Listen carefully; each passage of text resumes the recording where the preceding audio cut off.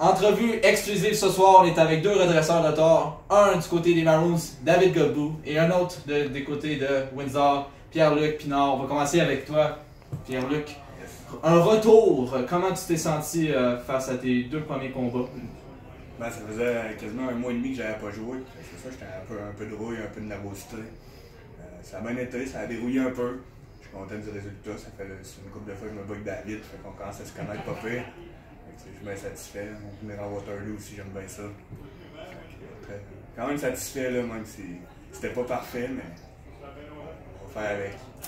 Puis de ton côté, David, comment tu t'es senti face à tes combats contre Pinard? Ben, ça fait 2 matchs depuis mon retour à Waterloo que je sens un petit peu plus d'agressivité, ça me fait du bien. C'est drôle parce que je suis dans une drôle de période où je dors pas beaucoup. Là, la vie familiale, ça me prend beaucoup d'énergie. C'est pas toujours facile pour moi quand j'arrive à l'aréna, mais on dirait que c'est un bon exutoire. Puis je pense que ça paraît dans mes résultats. On assiste ici, on a deux gars avec beaucoup d'expérience dans le senior. C'est quoi la différence, les gars? Je vais commencer avec toi, Pierre-Luc.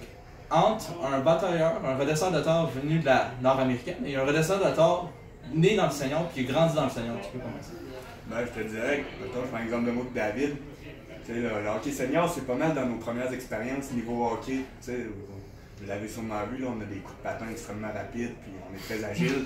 Comparativement aux gars qui viennent de la Ligue nord-américaine, c'est des gars qui ont joué dans le junior ou qui ont joué quand même un bon calibre. Fait que c'est sûr qu'en partant, les gars viennent avec un avantage au niveau de la stabilité, au niveau des techniques, que nous autres, on a appris sur le tas. Je te dirais que c'est ça la principale différence. Nous autres, on part de zéro puis on monte, mais souvent ces gars-là, ils ont parti de zéro quand ils avaient 15-16 ans dans le junior. Ils partent déjà avec un léger avantage là, comparé à nous autres.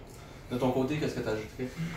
Oh mon Dieu, je dirais que c'est vraiment un monde de différence. Souvent, ces gars-là arrivent ici plus en fin de carrière, viennent compléter une carrière. C'est sûr que des fois, je pense qu'ils ont un petit peu moins de gaz à donner. C'est sûr que dans nos deux clubs, je pense que les gars qu'on a qui proviennent de Blus font un bon travail. Là, mais je parle en général dans la ligue, là, les signatures, les gars, c'est des tops qui vont se battre, mettons, 10, 11 fois dans la saison versus Pierre-Luc puis moi, qu'on a souvent livré des saisons de 25-30 combats. Il y a une bonne différence à ce niveau-là. Qu'est-ce que vous ajouterez, les gars, par rapport au fait qu'on voit beaucoup dernièrement que la nord-américaine est de moins en moins populaire par les hommes forts? On voit beaucoup une descente du nombre de combats et puis on voit beaucoup les redresseurs de tort de la nord-américaine s'en venir dans le senior. Est-ce que vous pensez que c'est une bonne chose? On va commencer avec David. Ah, ben, je pense que il y a une différence marquée entre les ligues là, de plus en plus. Nous autres, on s'affiche vraiment plus comme les ligues. Oui, on augmente le calibre, mais en même temps, on garde toujours notre aspect spectacle. Puis les partisans achètent ça, on le voit énormément par le nombre d'assistances qui augmente versus la ligue nord-américaine, que l'assistance c'est stagnant ou sur une pente descendante. Je pense que chaque ligue a une durée de vie utile. La ligue nord-américaine, c'est de plus en plus difficile. Il y a un constat à faire. Ils essaient de réinjecter des combats là-dedans, mais ils ont tellement tourné le dos longtemps au dur à cuire que je pense qu'il y en a qui sont restés un petit peu froids de ça. Puis ces gars-là se tournent plus vers notre ligue aujourd'hui, c'est normal. De ton côté, Pierre-Luc? Moi, je pense que le principal problème de la Ligue nord-américaine, c'est que c'est passé d'une ligue qui était à 10, 11, 12 équipes à une ligue à 5, 6 équipes. Fait que avant, tu avais de la place pour les joueurs de 4e trio, des toughs.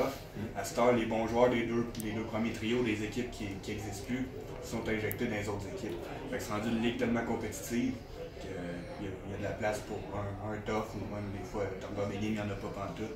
Fait que je pense que si eux autres rajoutent des équipes, les hommes forts vont revenir, mais tant qu'ils vont rester à 5-6 équipes, ça va être des joueurs de talent. Puis les gars, la ligue est rendue trop forte pour avoir des hommes forts.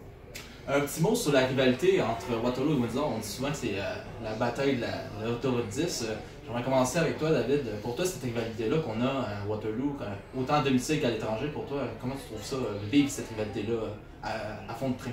Ah, c'est sûr que je pense que Pierre-Luc et moi, on a été des acteurs principaux un petit peu dans cette rivalité-là. On s'est livré plusieurs bonnes guerres. Puis, autant les joueurs, là, on le sent dans le vestiaire, c'est vraiment palpable. Les gars, avant que la game commence, la concentration n'est pas la même. Puis, il y a beaucoup d'agressivité dans ces matchs-là. Les partisans, c'est le 16e joueur, on en parle beaucoup.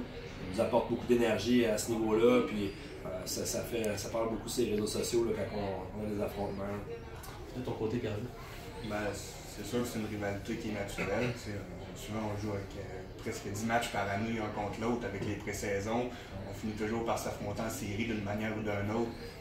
Fait que, puis, regarde, au niveau combat, c'est tout le temps les mêmes gars qui sont là. Je me suis battu peut-être 10 fois avec David, 10 fois avec Christopher Sobert. À un moment donné, les gars, on est tout le temps là. Fait que c'est normal que l'émotion monte d'un cran. Puis les joueurs de hockey, ben, eux autres aussi, là, à force de se donner des slashings, ils finissent par se rappeler un de l'autre. Écoutez, merci les gars pour votre temps. C'est vraiment très apprécié. Puis je vous souhaite un très bon restant de saison à vous deux. Merci. C'est. Merci.